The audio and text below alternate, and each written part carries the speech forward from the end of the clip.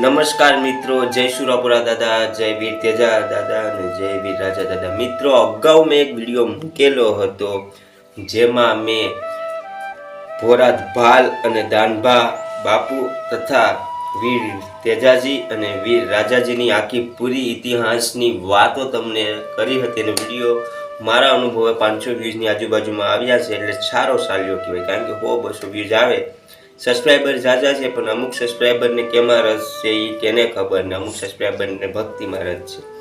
તો આપણે તો ભક્તિ વિશે વધારે વિડીયો આવે છે મિત્રો. તો મિત્રો, વાત કરીએ છીએ કે જે દાનભા બાપુ છે તે પ્રસિદ્ધ થયા છે કે અત્યારે ભોવા ભવેડા કરતાં પણ કોઈકને વ્યસન એવું થઈ જાય છે કે વ્યસનથી પરિવાર કંટાળી જાય છે, એટલું કંટાળી જાય છે કે હદની બહાર છે. ત્યારે તેને દારૂ મુકાવવા માટે આ બધી અંધશ્રદ્ધા અને ભક્તિના માર્ગે ચડે છે. કંઈક એવું હોય છે કે જ્યાં સાચું પણ હોય છે અને ક્યાંક ખોટું હોય છે. ક્યાંક પૈસા પડાવી લેવામાં આવે છે, 5-5, 10-10 હજાર પૈસા પડાવી લેવામાં આવે છે, છતાંય દારૂ મેકાતો નથી. કહેવાય છે કે જે વ્યસન છે તે મનથી મેકો તો મેકાય છે. પણ દાનભા બાપુના શરણે જે વ્યક્તિ ગયેલા છે તેનું 100% રિઝલ્ટ મળેલું છે. મિત્રો, આપણે એ કોઈ પ્રમોટ નથી કરતા, પણ આ હકીકતમાં જોયેલી વસ્તુ છે અને ઘણાનો અનુભવ લીધેલો, એની સાથે ચર્ચા પણ આપણે કરેલી છે. તો મિત્રો, આખરે દાનભા બાપુ દારૂ કેવી રીતે છોડાવે છે, દારૂ છોડાવવા પહેલાં જે ત્યાં આવેલા ભક્તોને શું કહે છે તે તમને બતાવીએ. તો મિત્રો, વિડીયોમાં બન્યા રહેજો અને વિડીયોમાં જો નવા હોય તો ચેનલને સબસ્ક્રાઈબ અને વિડીયોને લાઈક કરવાનું ના ભૂલશો. મિત્રો, તમને એક લાઈક કરવા માટે ખાલી ફક્ત 2 સેકન્ડ જ લાગે છે, પણ તમે લાઈક નથી કરતા. મિત્રો, આ તો છે આપણી ઈર્ષા. પછી કહે છે કે તમે ઈર્ષા કરો છો, એટલે એ વસ્તુ ના કરો. જો આપણા ગુજરાતના વ્યક્તિ મારી ભાષાને તમે સમજતા હોય ને તમારી ભાષા અને મારી ભાષા એક થતી હોય તો આ વિડીયોને લાઈક કરી નાખજો. ચાલો, તો દાનભા બાપુ આખરે શું કહે છે તે જોઈએ. તો વિડીયોમાં જોઈ શકો છો. જ્યારે આગળ મનથી સંકલ્પ કર્યો કે ભાઈ હવે મારે આ વ્યસન મૂકવું છે, પછી જો ફરીથી એને એ રસ્તો પકડ્યો તો એનું પરિણામ સારું આવ્યું નથી.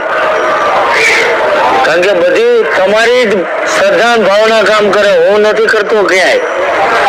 અને આજ તમે અહીં બેઠા છો તો શ્રદ્ધા લઈને જ બેઠા છો કે જો સમજો દારૂ જેવી ખતરનાક વસ્તુ નું વ્યસન તમે મૂકવા બેઠા છો, અને તમને ખબર છે કે આ લત શું કરાવે. છેલ્લે ઘરમાં વાસણ વેચાવે એ વેચાવરાય છે. વેચાવટ ના વેચાવે, જમીન મિલકત તો રહેવા જ ના દે. એટલે જો આટલા બધા આ વ્યસન બંધ કરવા આવ્યા એ અમારા માટે સારી જ વસ્તુ છે. અને આપણે બધા આમ તો દેશનું ભવિષ્ય જ કહેવાય.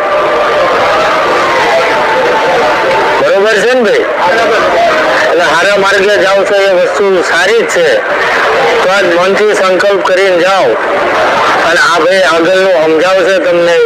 પછી જેને એ આસ્થા મૂકીને જ્યાં અને એને પ્રયાસ કર્યો એને પૂછજો રિઝલ્ટ શું આવે છે.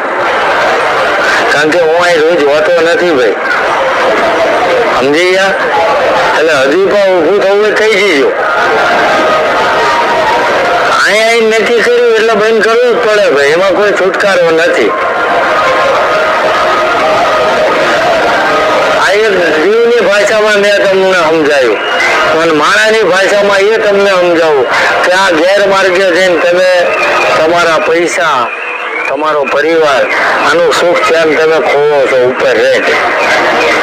આમાં કોઈને એવું કે ભાઈ અમારે વ્યસન કરવાથી મારો પરિવાર ઉપર આવ્યો, આવો મને કોઈ દાખલો બતાવો કે મારા બાપા 20 વીઘા જમીન મૂક્યા હતા મેં દારૂ પીને હાઈટ કરી, એવું બતાવો. એની પાસ થઈ છે, વધી નહીં ભાઈ. એટલે આ વ્યસન સારી વસ્તુ નથી. અને આ વ્યસને હું દેવના માધ્યમથી તમને છોડાવડાવું છું. એટલે આજ અહીં આવ્યા છો, મેં કીધું કે આપણે માણસ થઈને આવ્યા, ઉપરથી જો કોઈ આવ્યા અને આપણને ગણોત્રીમાં પાયું હોય જેમ થાય ભાઈ નાનપણથી મને આદત છે, નહીં હાલે.